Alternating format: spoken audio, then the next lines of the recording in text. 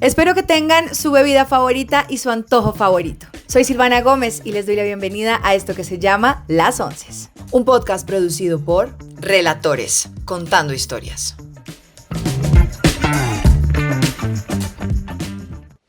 Relatores, contando historias.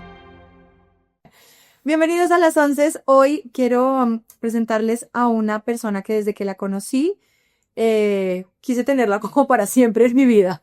Es una persona que no solo con su calma y su presencia ya le ayuda a uno como a equilibrarse, sino que además es muy estudiosa y ya a través de sus labores profesionales ayudan a un montón de personas. Ella es Juanita Bobada. Juanita, bienvenida. Muchísimas gracias, tan divina, y gracias por tus palabras. Juanita es coach logoterapéutico, Sí, pero también eres especialista en neurodiversidad. así es. Y yo tengo esta entrevista pensada desde hace mucho tiempo, desde el día que te conocí, porque además tienes un libro que es otra faceta que habla sobre el divorcio, ¿no? Conozco amigos que han utilizado tu libro para el tema del divorcio, cómo es el manejo de los niños y demás. Pero salió un libro divino que escribiste tú, pero también escribió tu hijo, Antonio, y se llama Roberto el Zorro Rojo. Este libro, en este momento, en mi casa, es el más leído. O sea, lo leemos todas las noches. Y no lo estoy diciendo porque, es que Juanita, no. Agustín escoge sus libros, y Agustín, mi hijo, y hoy estamos leyendo este libro. Y me parece divino porque es una historia para abrazar y comprender el autismo. Así es. A mí el tema de la neurodiversidad, Juanita, me parece que es supremamente importante hablarlo. Y por eso quería como hablar contigo, porque está presente en todas partes. Total. ¿Cómo percibes tú eso de hablar de la neurodiversidad y de verla? Pues tú además que tú la debes ver en todos lados, entonces es como así, hoy. Pero comencemos como por ahí, cómo la vemos y luego ya desglosamos qué es, porque para muchas personas puede ser como, bueno, sí, ese término tan sofisticado, ¿qué significa? Ok, yo creo que la neurodiversidad es la realidad. Es como cuando uno va a un supermercado y se relaciona o no con una cantidad de personas que hay, ese muestreo, esa realidad es la realidad, donde todos aquellos que estamos en ese supermercado somos neurodiversos. De hecho, yo no creo en el neurotípico. Sí, eso es, digamos que gracias a Dios hay esta evolución donde había como las personas especiales o que tenían divergencias o que empezar a pasar a caracterizaciones, y hoy en día yo creo que afortunadamente estamos en un punto en donde hay una aceptación porque todos seamos distintos. Y desde ahí, pues, ser neurodivergente o la neurodivergencia de alguna u otra manera nos mete a todos ahí. Entonces yo la veo hoy en día como que no hay manera de no. Yo siempre he hecho un chiste en mi casa o cuando dicto charlas al respecto y digo, mi casa es la típica casa donde, pues, eso sí que no hay ninguno igual o particular. Porque yo digo que somos, mi marido Alejandro, digo que tiene Asperger. Mi hijo Antonio, pues obviamente también tiene Asperger. Emilia, mi hija, es bastante ansiosa. Yo tengo trastorno obsesivo compulsivo. Tengo un gato con déficit de atención y tengo otro con estrés postraumático. Y tengo un perro que tiene, me ha hecho, fobia social. Entonces, cuando estamos todos en ese sistema, decimos, nosotros somos la muestra. Es decir, y todos funcionamos y tenemos una vida tranquila, como la de cualquier persona, con los problemas de cualquier persona, pero yo creo que eso es como poder encontrarnos en un mundo donde la diferencia tiene todo el sentido. Incluso el reconocernos desde ahí le da un matiz a la vida diferente, como algo como de especialidad, ¿no? Como el poder vernos que no tenemos que ser una masa y todos igualitos. Entonces, así es como lo veo. Y mira, anoto una cosa que tú decías como otra faceta, lo de la separación, pero ni creas. Porque yo creo que lo que une estas dos cosas es que desde el existencialismo, desde la logoterapia, los duelos, Claro. como el reconocer mi hijo no es ese que yo me imaginaba que era, porque tenía un video de que tenía que ser de una manera y es de otra, o mi matrimonio no es de una manera sino de la otra, pues uno transita un duelo. Y digamos, mi trabajo en términos generales es acompañar a las personas a transitar el duelo, el sufrimiento, a tomar decisiones alrededor de circunstancias particulares. De hecho, hay una frase que tú me enseñaste y yo ahora se la digo a todo el mundo, ¿no? Y es el tema de tomar una decisión, estar en un duelo, ¿no? Así es. Entonces, el ejemplo que me pusiste es, si uno quiere un helado, hay helado de vainilla y de chocolate, cogiste el de chocolate, pues no te vas a comer el de vainilla, es lo que hay. A mí eso en mi vida fue como, oh, wow, es muy sencillo, pero claro, y tengo derecho a sentir esos dolores, por más chiquitos que sean, ¿no? Claro. Y en la crianza con nuestros hijos también es supremamente importante. Claro, ustedes van a decir, aquí Silvana se está yendo como por las ramas porque va a empezar a hablar de crianza. Pero mira lo que tú estás diciendo del tema neurodivergente y es, pues en tu casa está todo, ¿no? Sí. ¿No? Pero yo creo que en todas las casas hay todo.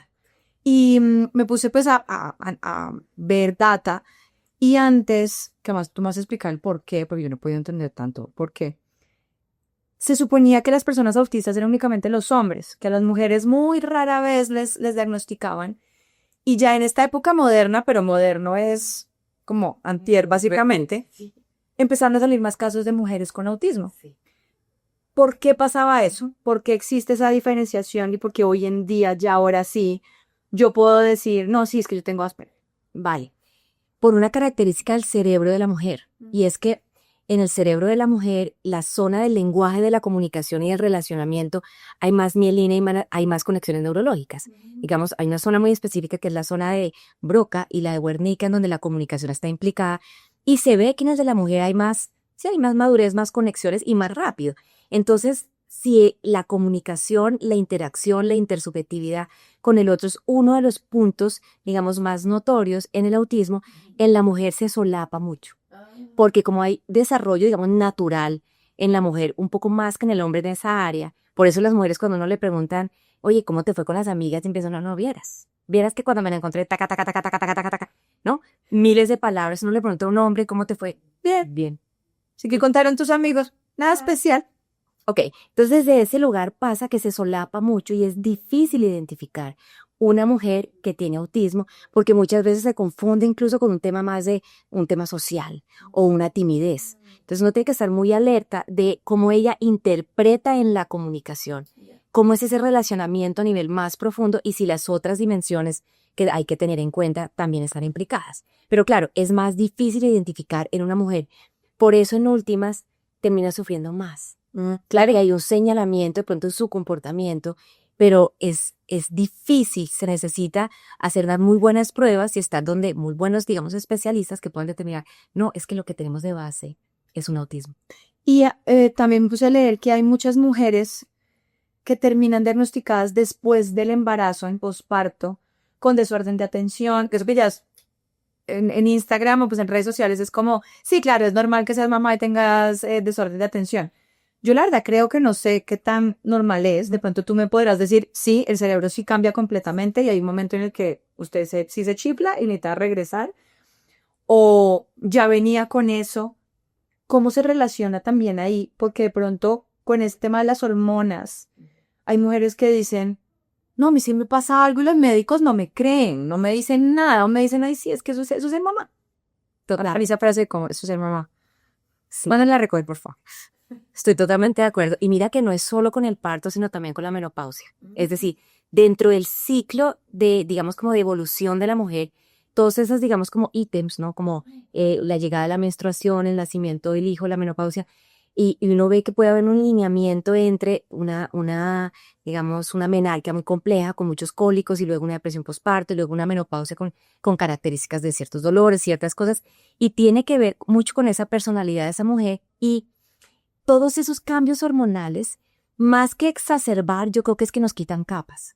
Claro. Nos va mostrando que podemos ser de una u otra manera, ¿cierto? Uno de esos grandes saltos de madurez de la mujer, que es ser mamá, ¿cierto? En donde yo además puedo ser en muchas cosas y estoy en un lugar muy, muy biológico también y muy como de alerta y muy de supervivencia, pues sale casi que lo más puro de mí.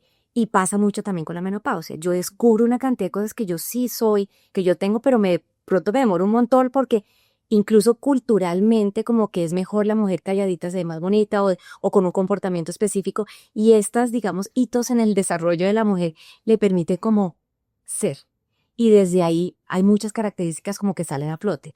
Con el tema de la atención absolutamente, digamos que es lo que está pasando no solo a nivel hormonal, sino la demanda energética de criar un bebé si uno lo ve en una tribu, si uno lo ve en culturas, digamos, ancestrales o más antiguas, la mujer se dedica mucho tiempo a esa conexión con ese bebé porque no debería estar haciendo nada distinto, ¿cierto? Porque la sola supervivencia hace ser que se plantea desde la neurociencia que a los unos 3 años ese bebé necesita ese contacto tan íntimo con su mamá y con su papá. Digamos que la atención es mucha. Claro. ¿Y qué es lo que nos está pasando hoy en día? Que estamos al frente de tantas cosas, a diferencia de la generación anterior, o sea, de mi mamá, en donde ser mamá implica también estar siendo multitask en un montón de cosas que la atención, por supuesto, no da para tanto, porque el cerebro además no es multitask. Claro. Entonces ahí hay una pérdida energética, hay una pérdida de atención normal.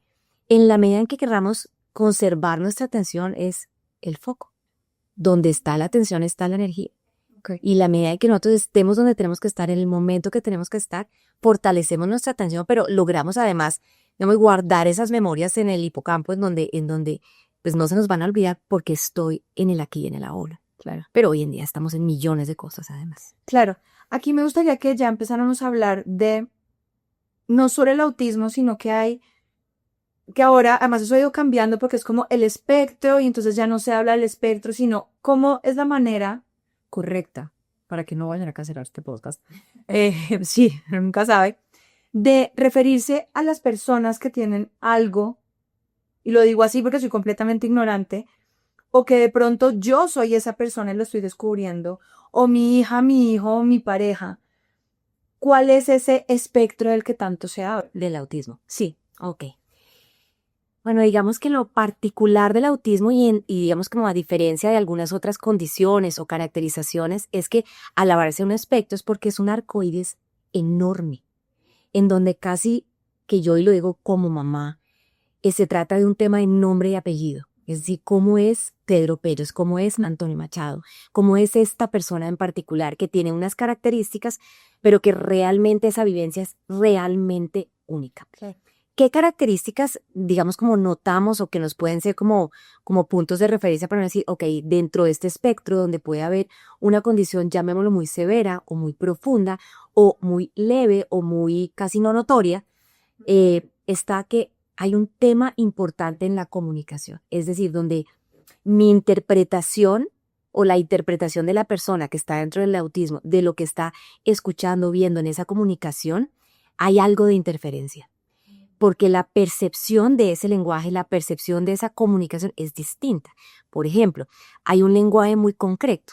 Es uno de los ejemplos de Antonio en su cuento, es cuando el profesor de fútbol le dice, rómpete una pierna, ¿no? Y ahí es como, ¿y por qué me deseas algo así por el estilo? Claro. Porque esa metáfora o una ironía o una cosa muy bonita que nos pasó en la casa hace muchos años, y es que estamos en época de Navidad y ahí yo tengo un calendario de Adviento como con mensajes. Y no sé, día 3 saqué el mensaje, estamos desayunando los 4, y el mensaje decía, ¿cómo llega Dios a tu corazón? ¿No? Y entonces Alejandro, no, pues a través de esta familia, cualquier cosa. Emilia toda inspirada a través de los animales, la naturaleza. Y yo se veía a Antonio en una incomodidad, hasta que se voltea y me mira con una cara de, ¿qué? O sea, me dice, ¿qué? ¿Por un sendero? Claro, o sea, así, por la vuelta. Como Dios llega a mi corazón, pues entonces se imagina que pues una autopista, un sendero, una puerta, pensamiento concreto. Entonces desde ese lugar la comunicación hay esa interferencia, ¿no? Y es como esa prosodia que hay de más, no es tan fácil de entender. Otro ejemplo es, por ejemplo, yo bostezo y se me escurren las lágrimas y Anto me dice, ¿estás bien? Y yo, ¿por qué? ¿Estás llorando? No, bostecé. Es biológico, sí. Entonces, eso es una parte. Otra parte tiene que ver con el interés en ese encuentro con el otro. O sea, realmente como esa necesidad en RDI, que es, digamos, en lo que yo me certifiqué, es como ese impulso o ese motor con el que nacen los niños, la mayoría, y las niñas, de querer un encuentro con el otro, de reciprocidad. Dentro del espectro no nacemos o no nacen con esto, con esta necesidad de búsqueda. Entonces ahí hay una baja conectividad, entonces el interés por lo social no es muy alto. Ahora vuelvo a que esto es con nombre y apellido. Otro tema es el interés, digamos, como fijo en algunos temas. En algunos niños puede ser los planetas, en otros los dinosaurios, en otros, que en el caso de Antonio son los piratas y los barcos, la pintura, las banderas, la Segunda Guerra Mundial, o sea, marcas de los carros. ¿Podría ser deporte? Absolutamente. De hecho, sí. De hecho, y me apareció una casualidad impresionante, y es muchos niños o muchas familias con las que yo trabajo que tienen niños con autismo, la pasión por el fútbol es una cosa impresionante. Sí, pero lo practica. Depende, porque claro, ahí viene el otro elemento que es toda la parte de la modulación sensorial, cómo yo percibo lo sensorial. Entonces, claro, este es un deporte de contacto donde el roce con el otro no es tan chévere. El ruido, el sonido, la velocidad, hay una cantidad de cosas que pueden ser muy abrumadoras para alguien que esté dentro del espectro. Okay. Pero en el caso, por ejemplo, de Antonio es muy bonito que él quería ser futbolista profesional porque él era arquero. O sea, él nadie lo tocaba. Claro, buenísimo. Él nadie lo tocaba, pero digamos que esa habilidad. El foco es, la pelota es lo mío, yo solo no entra. Absolutamente. Entonces era muy exitoso siendo arquero. Entonces hay estas como 4 características particulares. La de la sensorial tiene que ver con que puede haber una hipersensibilidad en algunas cosas, por decir la parte táctil, entonces les molestan ciertas cosas, o la parte auditiva y les molesta, o olfativa, gustativa, incluso si miramos en la propioceptiva, que es donde está mi cuerpo, en el espacio, o la interoceptiva, como mis órganos internos me dan información, o puede haber hiposensibilidad, o sea, yo no siento tanto en esto y lo busco. Entonces, hay muchas cosas dentro del comportamiento, por ejemplo, movimientos estereotipados, que para algunas personas, y luego con mucho respeto, que trabajan algunas técnicas, ciertos movimientos deberíamos quitárselos a los niños que tienen autismo, porque esto no es socialmente aceptado. Para mí no. Para mí esta es una respuesta de un sistema nervioso central que está necesitando regularse y a través del movimiento lo logra. Entonces yo puedo conectar con el niño y desde ese lugar hacer funcional algún tipo de movimiento. Entonces, y importantísimo aclararlo, el niño que tenga afición por o el fútbol, o los dinosaurios, o los planetas, o que le moleste el zapato o la marquilla acá, no tiene autismo. Es aquella persona que toca todos los ítems y dentro de todos los ítems hay, digamos, niveles. Claro. Sí, hay niños que de repente ni siquiera pueden hablar, no logran comunicarse verbalmente. Que, ay, te hago un paréntesis, yo me acuerdo cuando yo era niña, eso era lo que uno era como, no, pobre niño, es que es autista, no, pobre, está enfermito. Exacto. Y así se hablaba, es que está enfermito. Hoy en día me parece que es súper lindo que cualquier tipo de discapacidad, si se puede decir, Sí. de todo tipo, pues hay mucha gente, hay personas con síndrome de Down que tienen una vida lo más normal posible. Las personas con autismo, pues, se casan, ¿no? Tu esposo no tiene, es que entonces él estaba con hijos. De hecho, cuando me enteré se me arregló el matrimonio, que entendí, dije, con razón se le olvida mi cumpleaños. Debía hacerme mala vida y le avisaba cada 8 días. Cumple el 29, cumple el 29 de julio. Chicharo. Sí. Claro, que ahorita hablamos de eso, de cuando ya uno llega a tener un, que te digan qué es, qué palabra, no estoy buscando, un diagnóstico, gracias. Pero sí, en una época era como, los niños son enfermitos, y pues como que los dejaban como ahí. Entonces, si el niño estaba así todo el día, pues estaba así todo el día, y hizo lo que estaba socialmente y nadie los ayudaba. Qué bonito que es que ha ido evolucionando y darles la mejor calidad de vida a las personas en general, ¿no? Y que estamos pasando de la, como era que le decían antes, no inclusión, sino integración. Luego pasamos a la inclusión, y mi invitación y la de muchas propuestas pedagógicas es la convivencia. Sí. Y ni siquiera es hablar de inclusión. De hecho, el otro día, hablando con una periodista, de hecho, que me llamó mucho la atención, estaba buscando colegios para su chiquita, y me contó una anécdota que me llamó mucho la atención. Me dijo, fui a un colegio maravilloso, súper reconocido todo. Y cuando llegaron al tema de la inclusión, que no lo vendieron, ahí yo ya empecé a retorcerme, ¿no? ¿Cómo es que me lo vendieron, no? No lo vendieron y nos lo explicaron la maravilla, como ya hay inclusión. Un poco era como, hay granja y hay inclusión. Y yo, wow. No, sí, es decir, es como, somos que tenemos tecnología, computadores, y además tenemos inclusión, como así, wow. ¿Y qué pasa es con la convivencia? Esto no es un favor que nos está haciendo el colegio, ¿cierto? Y que se está acomodando a la ley del 2017 donde le toca, sino es que esta es una realidad del planeta que ha existido siempre y va a seguir existiendo. Claro. Entonces, ni siquiera es de hablar de neurodiversidad o de inclusión, sino hablar de convivencia y de que no hay un cerebro idéntico, ni siquiera el de 2 gemelos. Claro, y ahí entra ya el tema, entonces, que yo creo que muchas personas que pueden estar viendo esto dicen, pero un momento, yo tengo eso, ay, ¿y esto? Y sí. Pero ¿cómo así? De varias que tú dices ahí, yo las tengo, tú y yo tuvimos esta conversación, Agustín mismo tiene hipersensibilidad y nos dimos cuenta porque él tiene un tema con lo auditivo, es súper sensible con la piel, digamos que yo sin darme cuenta le había hecho ciertas terapias y le hicimos pues su terapia ocupacional y de hecho esta semana divino me dice, él le daba miedo meterse hoy los baños, por ejemplo. Ah, claro. El sonido del baño lo abruma mucho, meter las manos debajo del secador. Y esta semana yo me estaba secando el pelo y él estaba ahí. Y me dijo, mamá, ayer que fui a tal colegio, hicieron una visita con su jardín, metí las manos debajo del secador. Y yo, ¡ay! Chócalas muy bien. Claro. Son esos pequeños logros Sí. que para alguien más es como, ay, ¿qué tiene eso de...? No, ¿qué tiene? Como así, ese man gritaba y lloraba con eso. No quiero saber cómo es una persona, y eso me lo explicaba la terapeuta que le hacía todo Agustín. Es como una consola de radio, que además me gustó mucho el ejemplo, porque como yo trabajo en radio, entonces entendí perfecto, que tiene que estar modulado. Entonces ella me decía, estos son 2 sentidos, y haga de cuenta Agustín lo tiene aquí arriba. Entonces él oye más. Entonces la terapia lo que le va a ayudar es a modular, ¿cierto? No es que desaparezca, porque también puede que haya familias que les da miedo ese diagnóstico. Hablemos sobre ese diagnóstico, que a ti te arregló la vida en ciertas cosas, pero conozco familias que les daba vergüenza Sí. o no quieren aceptarlo, Total. y lo que hacen de pronto es pausar la vida de sus hijos o de las personas que tienen alrededor, o ponerles más barreras, ¿no? Total. El diagnóstico es un tema, es un dilema. Y es un dilema porque hay varias corrientes al respecto. O sea, habrán personas que piensen que el diagnóstico para qué ponemos un rótulo, si precisamente todos somos distintos, vale la pena, no vale la pena. Pero yo soy de la mirada que el diagnóstico es como Waze. Es lo que nos va a permitir tener una ruta y tomar decisiones, la que sea, pero tomar decisiones. Claro. Lo que pasa es que cuando nos dan el diagnóstico es un momento muy confrontador de cualquier cosa. Claro.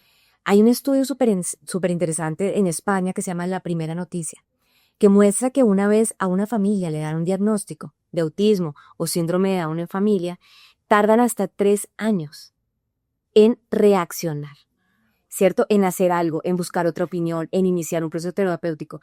¿Por qué? Porque ahí la mirada de todo esto es, esto es doloroso, la vida se nos partió en 2, esto es lo más horrible que hemos pasado, esto es muy doloroso, ese no es mi hijo, ¿de quién es la responsabilidad o la culpa? ¿Dónde está el proceso genético o congénito? Y que la parte social, entonces hasta qué colegio no me lo van a rechazar. Y nos abruman una cantidad de ideas con toda la razón por desinformación muchas veces, pero nos entra un pánico. De hecho, comparto que en mi familia a mí me pasó que, claro, yo tenía un jardín infantil, yo tenía varios niños con autismo, para mí era algo como, era mi convivencia, o sea, esto no era como tan problemático. Y cuando yo veo a Antonio y a los 18 meses ordena todos los carritos de esta manera, luego llegan los 2 años y medio y dice, barco, es la única palabra que dice. Y para mí era absolutamente claro que había un autismo, pero para Alejandro, mi esposo, no. Y era un niño consentido de la mamá. Así duramos 8 años. Sí. 8 años. Yo me acuerdo que hubo un momento en que llamé a una persona que en este país era la persona que más sabía de autismo, Genoveva Morales. Tenía un centro que se llamaba Antiros. Y yo llamé a Genoveva y le dije, Genoveva, habla con mi marido. Me dijo, listo, pero no traigas a Antonio. Y fuimos con Alejo y le digo, descríbeme a Antonio. Entonces Alejandro le describió a Antonio y Genoveva le dijo, no me lo tienes que traer. Está dentro del espectro. Y tú también. Ah, fue combo. Sí, fue combo. Por eso para ti es como tan... No. Y fue muy bonito porque fue, digamos que a cada cual le llega su momento, ¿cierto? Claro, yo me puedo poner a juzgar y decir, es que tú no me... No, y mis hijos no han tenido, no solo menos papá, sino han tenido un papá maravilloso con la información que tenía. Claro. Entonces, además eso me permite ser muy empática con muchas familias donde la aceptación es muy, muy compleja porque esto nos rompe, ¿cierto? Nos cambia como el relato, la biografía de la familia. Por eso mi acercamiento a la diversidad no es solo, o no es, digamos, desde lo biológico, sino es desde lo existencial. No es por qué me pasa esto, sino para qué. Y mi intención, por ejemplo, con Antonio no era que solamente él sepa del tema y que qué orgullo que escriba un cuento sobre autismo, sino que él pueda responderse para qué tengo autismo. Claro. ¿Cierto? ¿Qué hago con esto? Si la vida me está haciendo una pregunta, ¿qué voy a responder? ¿Cierto? La vida no es lo que me pasa, sino lo que decido hacer con lo que me pasa. Y con las familias igual un poco. Totalmente. Entonces el diagnóstico, mientras sea útil como un Waze, bien. Si es un pronóstico, gravísimo. porque ahí sí es poner techo. A mí me dijeron en su momento, Antonio no habla inglés. Antonio no va a hablar. Yo decía, no va a escribir. Y hoy en día, pues mejor dicho, que yo lo veo volar, ¿cierto? Que está becado en la universidad, que pues, mejor dicho, no hay que ponerle techo. No ahora.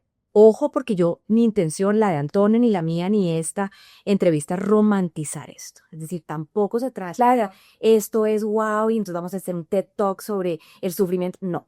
Sí, como el tío no cambió mi vida. No, tampoco. Pero yo creo que como todos los humanos hay límites y limitaciones que todos tenemos. Exacto. O sea, no es como que porque seas autista no puedes ser artista, no, sí lo puedes hacer, pero pues yo quisiera ser futbolista y no puedo porque mi motricidad no me da para jugar fútbol, o sea, no me da. Exacto. Ojo, porque tampoco se trata entonces como el cielo es el límite. No, bueno, no. Lo bonito de este proceso es entrar en un lugar de aceptación de quién soy. Claro. Y dentro de mi neurodiversidad, la que sea, que tengo, por ejemplo, muchas conexiones neurológicas en un área del cerebro, en la percepción espacial o en la capacidad de pintar o en la capacidad de algo, pero puedo tener baja conectividad en algún área del cerebro y tengo también que aceptarme así. ¿Sí? A Antonio no le quedan fácil los cambios, o a las personas con autismo no le quedan fáciles los cambios, o la interacción social, o ir a una fiesta, o entender el chiste. Eso no es fácil. Y nosotros no hemos vivido una historia romántica durante 20 años. No, esto ha sido un duelo y un proceso a nivel de familia, de pareja, como muchas familias en diferentes niveles. Obviamente cuando es más complejo, pues igual el duelo es más complejo. Claramente, pues no lo quiero romantizar ni decir, esto es fácil, no. Pero yo creo que como dice Víctor Frankl, si le logramos hallar sentido a una situación de sufrimiento en la cual no tengo control, pues la vivencia es distinta. Claro. No les voy a leer todo el libro porque es importante que ustedes lo compren, porque la primera parte es el cuento de Roberto, eso era Robo, escrito por Antonio Machado, ¿no? Escrito por él y es ilustrado por él también. Totalmente. O sea, esto lo hizo Antonia. Pero en la segunda parte, que además es muy curioso porque Agustín también a veces me pide que lo lea, está la parte tuya, que ya es que es el autismo o el trastorno del espectro autista. Entonces ya empieza la parte, como diría yo, nerda. Te sale Juanita pintada, me encanta tu rol de zorro también, eres una zorra muy elegante. Gracias. Esta frase suena chistosa, pero pues ahí está. Y es toda la explicación, que me parece que está súper válido en temas académicos y también uno como papá, ¿no? Que es ese miedo, esa angustia de uno de pronto estar leyendo, y además es facilísimo, ¿no? Esto está for dummies. Entonces yo lo leía y era como, wow, claro, si yo lo entendí, lo puede entender un niño de 10 años. Y yo trato en mi casa con el tema de la inclusión. Es uno pensar que mi hijo puede tener algo o puede gustarle los hombres o las mujeres o que puede ser una persona trans o bisexual, lo que sea. Yo no sé. La verdad no tengo ni idea. Pero si va a estar dentro de la norma, heteronormatividad y neuronormatividad, si se dice, se te llamar así, que sea respetuoso con los demás, ¿no? Wow. Y que, Gracias. parche, ¿no? Entonces a mí esto me parece, aquí hay una parte en la que Roberto está muy abrumado y está aquí Lisa. Acá Roberto siente su cabeza, le pesa mucho, Sí. ¿no? Agustín me pregunta mucho qué es esto. Y yo le digo, eso significa admiración, y me mire, yo es como, uy, eso significa uy. Y entonces yo a él le digo muchas veces que yo le digo, a mí mi cabeza se me pone así. O yo le pregunto a él, ¿a ti te ha pasado esto? Y me dice, sí, mamá, sí me ha pasado. Entonces, por eso pongo el ejemplo de él que tiene esa hipersensibilidad, que yo al ser mamá de él y con toda su terapia me di cuenta que yo tengo lo mismo. Y mi mamá igual, y tú sabes, con mis hermanos nos sentamos y es como, ¿eso tiene que ser genético? Ahorita hablamos de eso, Sí. asumo que sí. Pero también es muy bonito que él sepa que puede tener un amigo autista, pero que de pronto él se le siente y le diga, marica, a mí también me pasa que los sonidos fuertes, Exacto. difícil, ¿no? ¿Cómo se puede dar uno cuenta, no? Lo que tú dices de los chulos, y que hay cosas que son muy específicas, pero digamos en mi caso, que me acuerdo que yo me senté contigo y yo te dije esto, y tú me dijiste, no, fresca, no tiene autismo. Pero yo creo que puedo estar a media cuadra. Exacto, me encanta cómo lo dices. Ahí uno cómo aprende a navegar eso, sobre todo con los niños chiquiticos, porque hay personas que uno sabe, o sea, que se les nota. Estas que están en esos grises, Sí, a mí me parece que es más difícil total. porque los dejan a la deriva y es como, ay, no seas tan sensible, no seas tan llorón, haz deporte, que eso es lo que te va a dar vida social, pero ¿y qué tal que no le gusta el deporte porque no le gusta que lo toquen? No sé. Ahí de pronto a las familias que nos están viendo, ¿cuál sería ese approach? Sí, el camino. Claro, Para identificar todo esto. Importantísimo porque un diagnóstico, digamos, adecuado y bien hecho hace toda la diferencia. Y no todo el mundo puede hacer un diagnóstico. Claro. De hecho, yo quiero contarles que si uno mira el pensum académico en medicina, ¿en dónde está? O en psiquiatría, o en psicología, o en antropología. ¿Quién sabe de esto? El que sabe de esto es un especialista que estudió una carrera como, por ejemplo, puede ser un psiquiatra, pero que compró unas baterías especializadas para poder hacer una evaluación especializada. Entonces pasa muchas veces que vamos a donde un terapeuta, o puede ser un neuropediatra, o un pediatra, o un psiquiatra infantil, lo llevamos y en media hora el psiquiatra dice sí o no. Y ahí yo digo, bandera roja.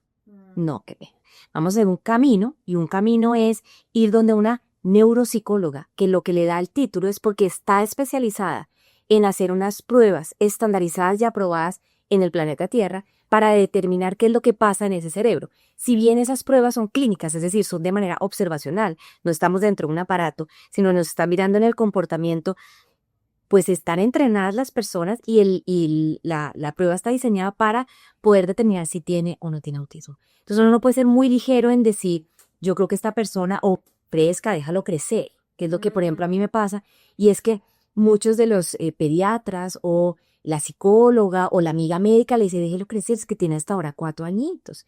Eso que lo diagnostiquen después de los 7 años, mejor que su cerebro está más maduro. Ojo, la intervención temprana, sobre todo en el autismo, es fundamental. cambian todo. Pues, no le estoy echando el cuento que mi hijo va a cumplir 4 años y ya puede meter debajo de la mano, que tal que yo le hubiera negado ese tipo de cosas para crecer más asustado. Entonces es como si nosotros pasamos a ver el autismo, el diagnóstico, como un ejercicio de autoconocimiento. Claro. Voy a hablar de Juanita. Si yo me problemo con que yo sé que yo soy toda así psicorrígida, o si yo más bien me acepto así, veo que eso tiene luz y que eso tiene sombra, me hago cargo. Entonces sí es importante hacer un camino de no solo en aceptarlo, entenderlo, pero tener un buen diagnóstico a través del especialista indicado. Entonces son cosas que yo siempre digo, busca una segunda opción, Chévere. ¿cierto? Porque probablemente el pediatra de mi hijo dirá, Antonio, ¿autismo? Claro que no. No.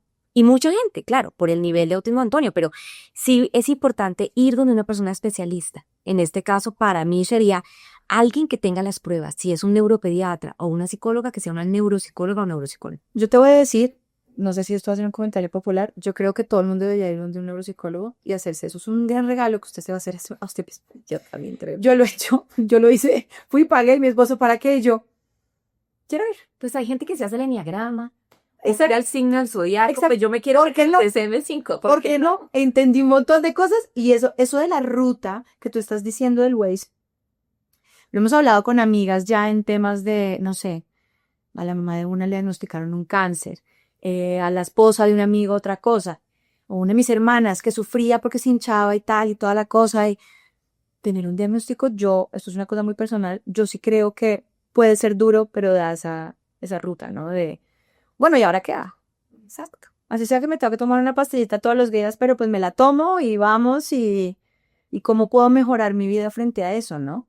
O me permite saber que estoy interpretando el mundo a través de unas gafas que no están ni mal ni bien, pero son unas gafas. Exacto. Si yo estoy, no sé, exacerbado en una comida con unas personas y yo me conozco y sé que dentro del espectro yo adulto me molesta este sonido, pues yo me doy cuenta que no es el otro el que está mal de pronto, sino estoy percibiendo el mundo de una manera que puedo hacer al respecto. Entonces me permite asumirme, amarme, cuidarme y poder de esa manera relacionarme de una manera mucho más tranquila y tener una vida mucho más tranquila. Además, lo que tú decías, volviendo al ejemplo de tu esposo, también le hace la vida más fácil a los demás y no poder tener un poco más de empatía, ¿no? Con los otros. Entonces, Sergio, no es que el man sea un cabrón, sino que, no, mira, la cabeza no le funciona igual. Él tiene toda la intención. Literalmente no se acordaba del cumpleaños. Total. Imagínate cuánta gente se debe divorciar por ese tipo de pelada. Claro. Y yo creo que el día que uno puede hacer esa empatía y decir, ok, así como él tiene que aguantarse mi psicorrigidez de muchas cosas y él ya lo puede ver, ok, esa es una manera de ver el mundo. Aquí el tema lo hemos hablado mucho con los niños. a tu esposo pues le dijeron ya más grande, ¿cómo puede ser ese camino para una persona ya adulta que de pronto se sienta así como perdida? Que eso también lo he visto mucho en las personas que dicen, tengo 70 años, me dijeron hace un mes que estoy del espectro y mi vida cambió porque entendí muchas cosas. ¿Sí se le debería decir a todo el mundo, tiene 70 y se le debe decir o no? ¿O ya aprendió a vivir así su vida y todos los de alrededor ya saben pues cómo lidiar con esa persona?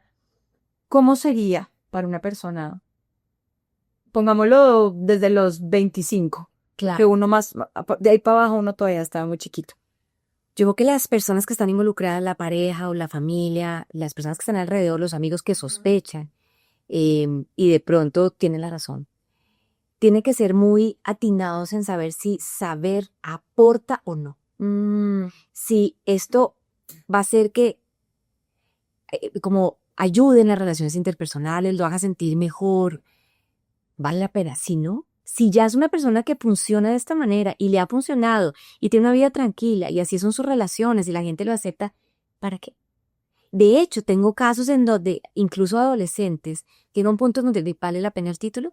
De pronto, más bien, si sabe que tiene este par de características y tiene que aprender a modularlas, a regularlas dentro del autoconocimiento, incluso ir a psicología o una terapia específica para vivir más tranquilo y para seguir creciendo como ser humano. Sí, como la modulación de la economía. Exacto. Pero digamos que si va a aportar, sí. Si no, no necesariamente. Y de pronto si yo estoy descubriendo, viendo este video, y digo, sí, tengo todo, pero yo no soy capaz, digamos que tomé la decisión, bueno, la neuropsicóloga, fui, pero me da vergüenza social, no quiero contarle a los demás. Claro, se vale. Sí. Se vale. Pues mira, yo creo que eso es como cualquier cosa íntima de uno, ¿no? Es decir, Pero entonces ahí el cambio vendría ya mío de yo aprenderme a modular entonces para no recibir, porque es que hay muchas personas que son juzgadas en su vida diaria por sus comportamientos. pero es que esto es de doble vía y eso qué rico que lo estemos tocando porque es que hay una parte donde sí tenemos que hablar de inclusión. Hay un cuento hermoso que se llama Cuatro esquinitas de nada, que se trata de un cuadradito que va al colegio y en el colegio solo hay circulitos. Entonces va a entrar al colegio y va a entrar por la puerta y pues no puede entrar porque la puerta es circular. Entonces los amigos hacen reuniones, ven a ver qué hacen. Y dicen, bueno, pues cortémosle las puntas. O achiquémoslo, no sé qué. Y hacen de todo hasta que dicen, no va a poder entrar al colegio. Y finalmente un amiguito, circulito, dice, ¿y por qué no cortamos las cuatro puntas de la puerta? Es decir, la puerta circular le quitamos cuatro esquinitas de nada para que él pueda entrar. Entonces, hay una parte que es la inclusión, cómo la sociedad, la familia, el amigo, la pareja, los padres aceptan y desde ellos, y eso es lo que yo aprendí sobre todo en RDI, cómo nosotros desde el sistema, desde los padres, acomodamos, se llama así, hacemos acomodaciones o ajustes para que nuestro hijo se sienta mejor y esté mejor. Eso es un acto de amor, generosidad, empatía, y la ley lo plantea, ¿no? Que eso es hacer un PR, un plan de ajustes razonables. Pero yo también lo veo desde la otra esquina y es cómo esa persona también tiene que hacerse cargo.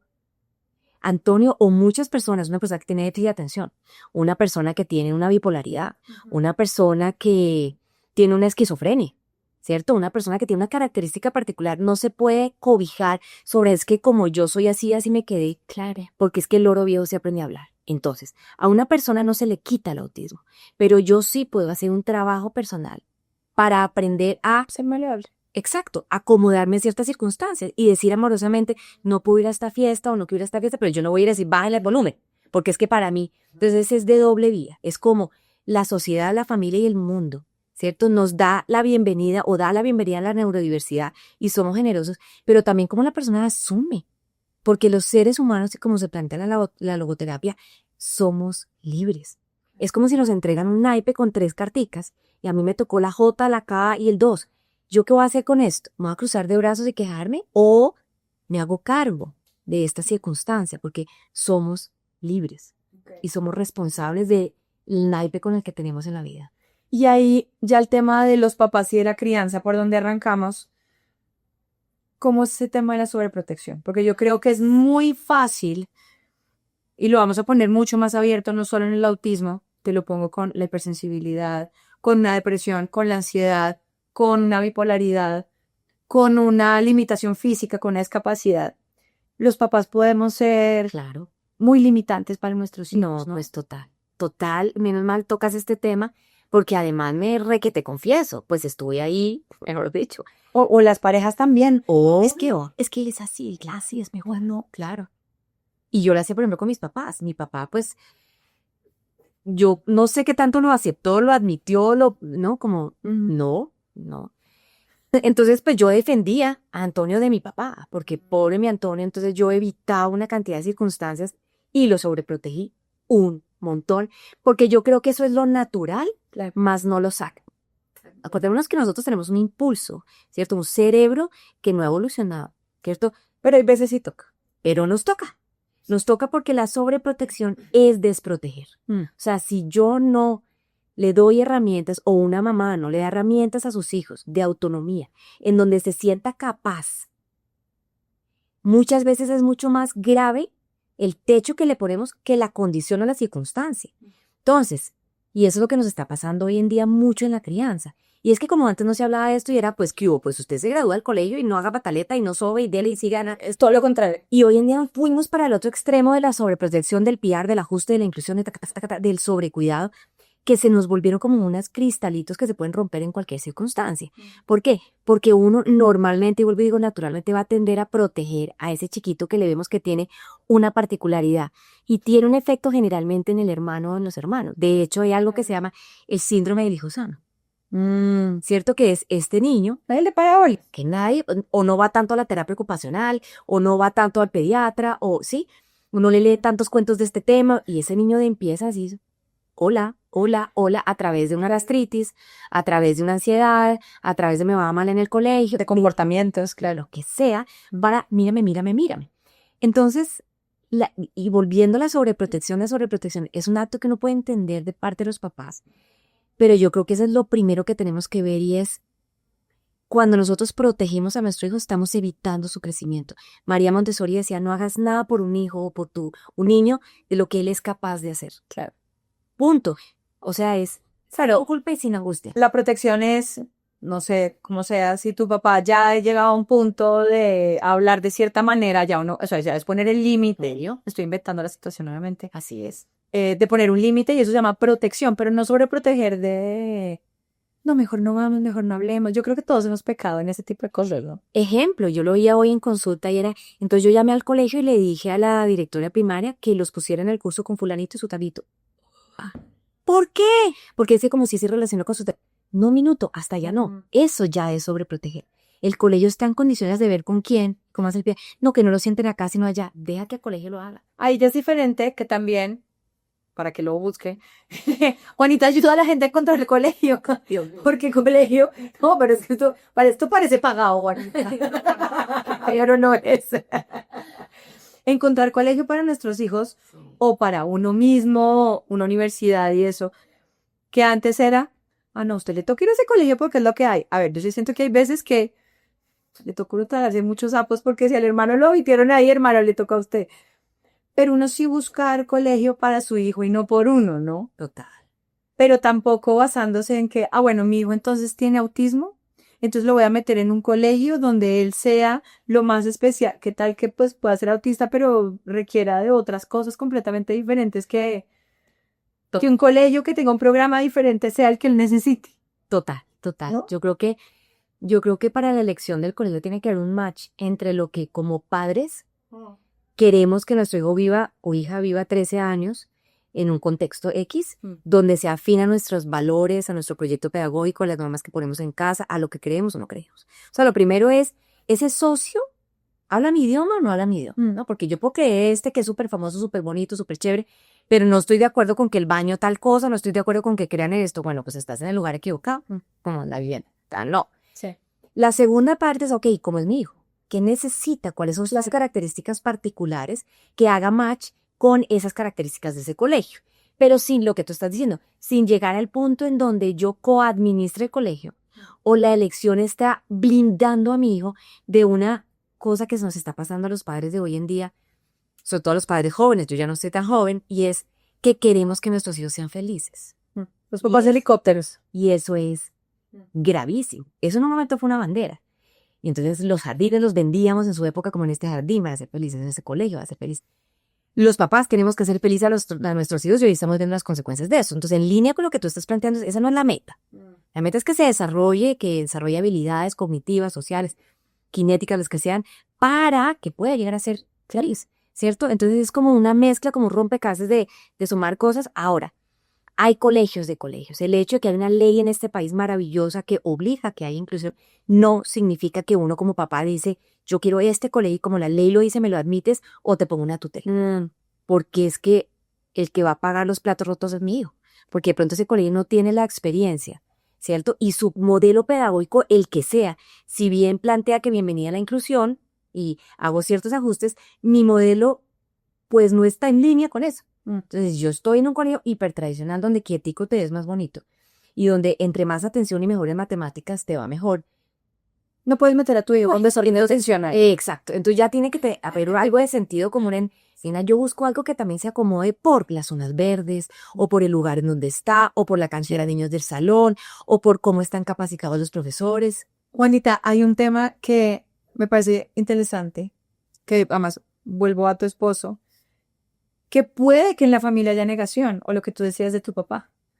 ¿Eso cómo se maneja? No. Porque a veces, sobre todo las mamás, y hoy en día que somos tan protectores y toda la cosa, no, es que generación de cristal, y entonces es que el niño, y es que no sé qué, vuelvo a mí me hubiera gustado que a mí me hubieran hecho toda la terapia ocupacional que yo le estoy haciendo a mi chino hoy en día, ¿no? Porque la pasé muy mal en muchas cosas de mi vida. Sí. Pero cuando hay esa negación de la gente y que igual se puede volver un poco bullying. Sí. O que tu pareja o uno mismo en negación es como, no, sí, upa pues, usted puede y tal. Y ahí uno, ¿qué hace? Sí, yo creo que, bueno, en todo, hoy en día que hablamos de crianza respetuosa, disciplina positiva, que hay miles de libros, podcast, Instagram, TikTok, que nos dice cómo ser papás, hemos perdido el más importante y es el sentido común. Y para mí lo que plantea el sentido común ahí tiene que ver con la sintonía. Es, la crianza respetuosa no es otra cosa que estar sintonizado conmigo. Respondiendo tu pregunta en ese sentido es el poder relacionarme con ese temperamento, esas características, esa manera de ser y verle la luz, reconocer que también tiene sombras y también dejarlo ser, sabiendo que ese crecimiento y ese desarrollo va a tardar 25 hasta 28 años y que yo tengo la obligación y responsabilidad de encauzar y de acompañar. Entonces yo creo que la negación tiene que ver es con la desintonía. Tiene que ver con la no aceptación incluso de mi propia maternidad o paternidad. Porque yo tengo un deber ser de cómo debe ser un hijo o una hija, cómo debe ser un comportamiento. Pero, no sé, un niño que a los 3 años está teniendo muchísimas pataletas, pues es absolutamente normal aquí en cualquier parte del mundo. Pero si tenemos un chiquito de 12 años con una desregulación importante, en donde todavía lo sensorial está siendo, digamos, abrumador y altera su amígdala cerebral, por lo tanto la respuesta comportamental es muy fuerte, a ese chiquito tenemos que acompañar y apoyar. Entre yo más lo niegue, pues más distante va a ser su progreso. Y entre más yo lo abrace, lo acompañe y le dé las herramientas, y por eso tan importante la terapia también. Y yo sí aplaudo los papás que van a terapia, porque primero que todo la terapia es deliciosa. O sea, uno no vaya a pasar la mano, ¿no? No está yendo a terapia de pareja a los 12, o sea, está yendo a jugar. Pero qué rico uno poderle darle esas posibilidades para que su sistema nervioso central también vaya madurando dentro de lo que es. Tampoco se trata de querer cambiar a mí, o que es la otra parte, ¿no? Como yo hago esto porque estoy como con cincel, como cambiando y manoseando quién es mi hijo para que termine siendo lo que yo deseo que sea. No, se trata de apalancar un desarrollo, se trata de hacer una siembra en el desarrollo para que sea un niño o una niña con posibilidades de desarrollar habilidades cognitivas, habilidades sociales, habilidades kinestésicas, que le permitan tener una vida tranquila. Sure. Y ahí pues ya es como abrazarnos a todos, lo que hablamos ahorita, dentro de nuestras capacidades y nuestras limitaciones, ¿no? Porque sí, el cielo es el límite, pero uno también tiene que saber hasta dónde puede, ¿no? Quiero que cerremos hablando del tema genético. Sí. Porque yo creo que ahí pueden generar discusiones, y esto ya lo voy a poner en pareja y en familia. Bebé, niño. ¿De quién es la culpa? Porque la conversación puede ser así. ¿De quién es la culpa? O sea, en el síndrome de Down se sabe que no es de nadie la culpa y eso fue una lotería. Pero el resto de la genética tiene que haber, pues no un culpable, pero si viene la carga genética por algún lado, ¿cómo se tiene esa conversación? Y si sí es genético. Vale. Te voy a contestar con varias cosas. La primera, con una postura de la logoterapia que amo, que es ¿qué es la persona? Y la persona es tres cosas, desde lo filosófico y antropológico. La persona es lo heredado, la biología, sus genes. Y evidentemente el autismo es un tema de genes. O sea, se identifican unos genes que están relacionados con el autismo. Y además, miles de genes. O sea, no es uno o dos o tres. Claro. O sea, hay varios genes involucrados ahí. Entonces sí hay un tema de genes. Pero el ser humano no es solo lo heredado, también es lo vivido. Es decir, aquellas experiencias que tiene. La crianza de papá y mamá, el colegio, los traumas, las cosas bonitas, las experiencias, todo me forma y me va encauzando y me va transformando de un temperamento a un carácter. Pero lo bonito es que además no estamos condenados ni a la genética, ni a las vivencias o a los traumas, porque el ser humano, la persona, también es lo decidido. Es lo que yo hago con este naipe, es lo que yo hago con estas cartas, es lo que yo hago con esta condición, cómo me decido vivir mi vida porque yo no soy, yo estoy siendo de una u otra manera. Eso filosóficamente hablando. Ahora voy a contar una historia corta. Estaba yo hace años en la Universidad Nacional dictando una charla sobre empoderar a los terapeutas y a los maestros y a los padres en el tema del autismo y de puro empoderamiento. Y la persona que habló antes que yo era una neuropediatra especialista en genética. Y ella expuso que se acababa de descubrir, esto fue hace años, se acaba de descubrir que hay una de las causas del autismo, porque es multifactorial, ya voy a llegar allá, era que durante el embarazo a nivel congénito, la genética es la herencia, ¿no? Sí. Lo congénito es lo que sucede dentro del embarazo. Dentro de un factor congénito es haber tomado antidepresivos, fluoxetina, durante el embarazo tenía un impacto en los ganglios basales, que son los encargados de la percepción de lo que está sucediendo afuera, la interpretación de la realidad, y que había alta probabilidad del autismo. Por lo que dicen por ahí, que yo no comparto, que las vacunas dan autismo. Exacto. Pero entonces aquí, cuando ella dice la fluoxetina, y yo me acordé que yo con mi primera hija tuve depresión postparto, yo comienzo a tomar Prozac. Y yo quedo en embarazo. Le pregunto a mi psiquiatra y a mi ginecólogo, ¿puedo seguir tomando Prozac? En ese momento, año 2004, me dicen, sí, no hay ningún estudio. Yo tomé fluoxetina todo mi embarazo con Antonio. Esto pasó 10 minutos antes de subirme yo a hablarle a todo el mundo sobre el empoderamiento. Entonces, gracias, súper chévere. Sí, yo ahí temblando, me voy al baño, lloro, me calmo, me subo, 600 personas enfrente y me pongo a llorar. Les digo, me acaba de pasar esto. Y sin embargo, nos vamos a empoderar. Y aquí voy a brincar a un tema y que si bien hay tema genético y uno nace con autismo, uno se muere, uno no se le quita. Y eso, ojo, porque hay una cantidad de teorías. O te da.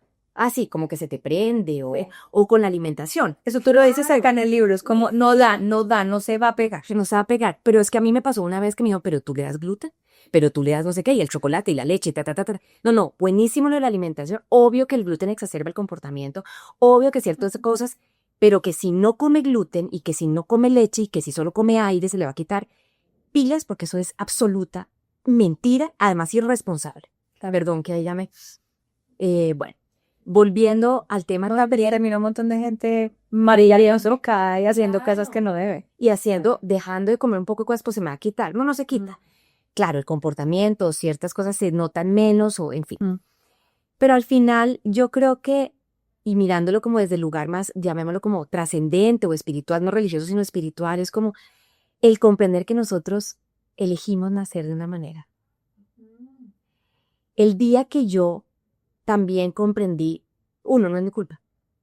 Claro. 2, y si fue una decisión y tuve algo que ver en eso, la pregunta es ¿para qué? No ¿por qué? Sí. ¿Para qué me doy látigo? Más bien, ¿qué voy a hacer con esto? Y el día que yo comprendí, aún no me látigo. Y si Antonio también puede él decidir, y es su responsabilidad también, y es su vida, y me quito el protagonismo a mí. Y no se trata de Juanita ni se trata de Alejandro, sino es que él tiene una vida propia y él no es mío. Él nació a través mío y él de una u otra manera es mi creencia y respeto, pues que suene como medio loco, pero para mí mi creencia es Antonio también eligió. Y desde ese lugar, él ganó un montón y yo también gané un montón, porque lo dejo ser, elegir y ser persona. Lo heredado, lo vivido y lo decidido. Y ahí también en las familias que tú decías, que eso me parece muy interesante, es no el por qué, sino el para qué. También, que esto va a sonar así de puro cliché, pues las personas llegan a la vida de uno también por algo y para algo, ¿no? Y los hijos a uno le llegan a ya le un montón de vainas. Absolutamente, absolutamente. Me eligió para él aprender cosas y de esta manera, así como para enseñarme cosas. No hay mejor entrenadora en la vida de uno que los hijos de uno. Claro que sí. Juanita, muchas gracias por este espacio. A ti por este regalo de conversación. Gracias. Ustedes ya saben, Roberto, el zorro rojo, escrito por Antonio Machado Ada y por Juanita. No se les olvide, las personas con autismo tienen una vida, la pueden tener así como la tuya, la mía, sin ningún problema. Es escribir libros. Este libro está divino para que lo lean de verdad y abracen y comprendan el autismo. Nos vemos y nos oímos en un próximo episodio. Adiós. Si les gustó este episodio, no duden en compartirlo. Suscríbanse y prendan la campanita para que tengan las notificaciones cuando tengamos episodios nuevos. En redes sociales nos pueden seguir como @las11 el podcast. Gracias por conectarse a esta conversación. Nos oímos en un próximo episodio. Un podcast producido por Relatores, contando historias. Relatores, contando historias.